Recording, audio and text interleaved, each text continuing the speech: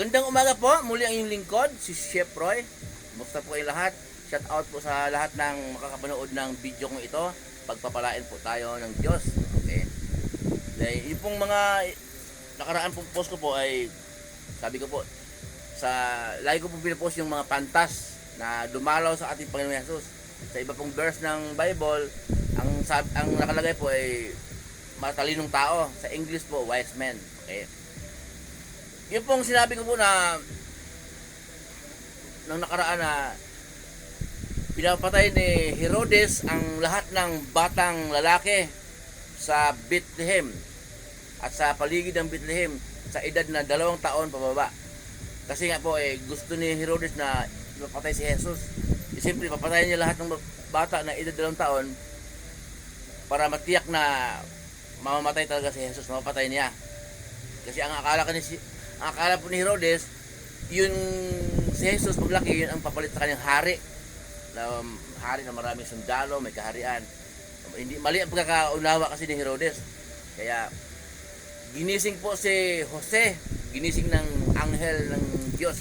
Sinabi ng anghel, bumangon ka Jose at dalhin mo sa Ehipto ang iyong mag-ina. Huwag kang babalik dito hanggat hindi ko sasabi sa iyo. Noong pong naninirahan sila sa Ehipto, kasama niyo si Maria na kanyang asawa at ang batang si Jesus, namatay po si Herodes. Sinabi ng anghel, bumalik ka na sa Jerusalem dahil patay na ang nagtangka sa buhay ng bata. Patay na si Herodes. Okay? Kaya po nung bumalik sila sa tirahan sa kung saan si Maria sa Galilea, ganun, bumalik po sila. Na kagulian po nila na tuwing pista ay pupunta sa Jerusalem. Basahin po ng inyong lingkod, pakinggan po ninyo. Ganito po ang sa Lucas 2:41. Pakinggan po ninyo. Taon-taon tuwing pista ng Pasko, ang mga magulang ni Jesus ay pumupunta sa Jerusalem. Nang siya ay 12 taon na, dumalo sila sa pista ayon sa kanilang kaugalian. Sila'y pauwi na pagkatapos ng pista. Ang batang si Jesus ay nagpaiwan sa Jerusalem, ngunit hindi ito napansin ng kanyang mga magulang sa pag-aakalang siya ay kasama ng pangkat. Nagpatuloy sila sa maghapong paglalakbay. Pagkatapos ay siya hinanap nila sa kanilang mga kamag-anak at sa mga kakilala, ngunit hindi nila natagpuan si Jesus. Kaya't bumalik sila sa Jerusalem upang doon hanapin. Pagkalipas ng 3 araw, si Jesus ay natagpuan nila sa loob ng templo. Siya ay nakaupong kasama ng mga guro.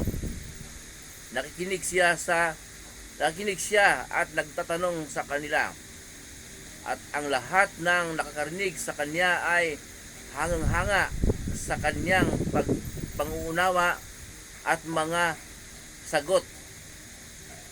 Namangha rin ang kanyang mga magulang nang siya ay makita. Sinabi ng kanyang ina, "Anak, bakit mo naman ginawa ito sa amin?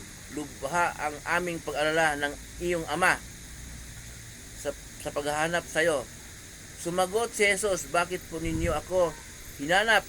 Hindi po ba ninyo alam na ako'y dapat mamamalagi sa bahay ng aking ama?" Ngunit hindi nila naunawaan ang sinabi niyang ito. Okay? Si Jesus po ay 12 ng edad niya noon. 12 ng edad niya noon ang sinasama ni Maria sa templo. Yung pista, nagpaiwan siya. Kaloob po ng Diyos yun na bakit siya naiwan ng gano'n na hindi napansin ng magulang.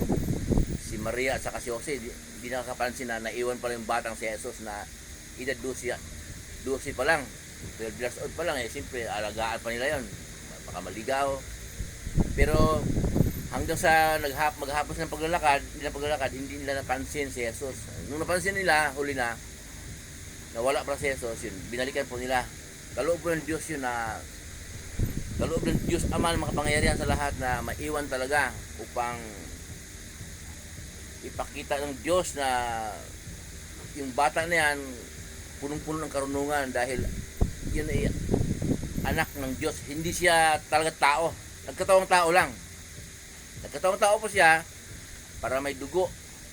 At nagkatawang tao siya kasi ang dugo po ang dugo po niya ang maglilinis ng ating karumihan. Ang dugo po ni Jesus ang maghugas sa ating mga kasalanan. Nagkatawang tao siya para mangaral sa tao. Ngayon, magsalita na makapagpakihilubin sa tao. Kaya yun po ang mahalaga noon na kaya ang sabi po nila si Jesus daw ay huling mababasa mo ay 12 anyos, 12 years old, tapos bigla po na lang lumaktaw na 30 ng edad nangaral. Nauna pa nga si John the Baptist ng kunti. So nawala si Jesus sa Bible ng 18 years old. Ganun po ba? 18 years nawala. Pero hindi po totoo 'yon.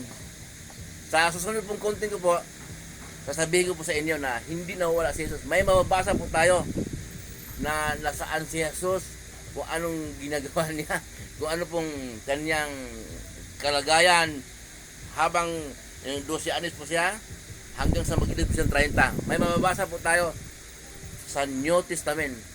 Paliwanag ko po sa inyo muli kasi mahaba ang video. Natural po, hindi nyo tatapusin. Kaya sa sunod pong content ko po, sa sunod pong post, kaya paliwanag ko po na hindi nawawala si Jesus. Walang nawawala sa buhay ng ating Panginoon. Lumalaki siya, mula pinanganak siya, 12 anyos siya, hanggang sa edad siya 30, nangaral po siya. Wala pong nawawala. Babasahin ko po sa sunod pong post. Muli po yung lingkod, si Chef Roy. Mabuhay po kayo, ingatan kayo ng Diyos, pagkapalain po kayo ng Diyos, kasamahan kayo sa lahat ng pupuntahan ninyo, mga trabaho pinasukan nyo, mga negosyo, ano ang pinagkikitaan sa buhay, ayon sa kalooban ng Diyos.